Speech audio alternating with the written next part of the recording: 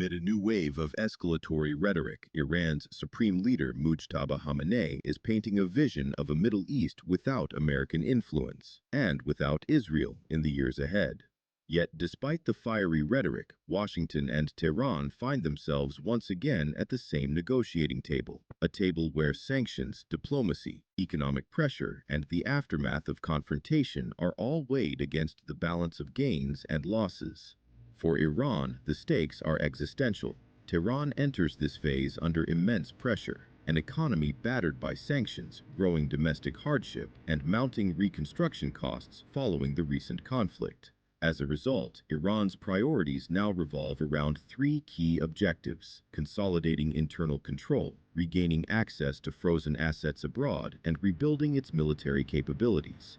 At the same time, Tehran continues to wield one of the world's most sensitive geopolitical pressure points, the Strait of Hormuz, giving it the potential to disrupt global energy markets whenever negotiations with Washington begin to narrow.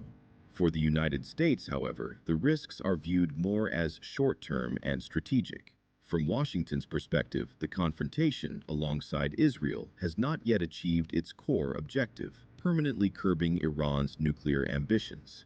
At the same time, the administration of U.S. President Donald Trump is managing the political and economic costs of prolonged instability, while seeking to contain energy prices and avoid market shocks ahead of upcoming electoral deadlines.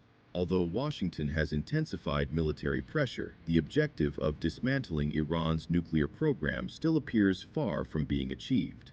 Meanwhile, American messaging continues to oscillate between threats of escalation and calls for renewed understanding.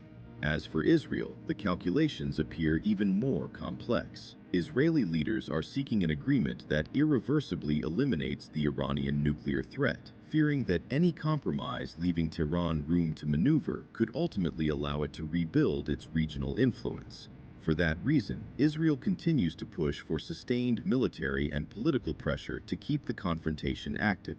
Ultimately, all three sides now face a difficult equation. Iran fears a cold peace that slowly weakens the regime from within. Washington fears a prolonged conflict that could destabilize the global economy, and Israel fears an agreement that merely buys Tehran more time to survive and regroup.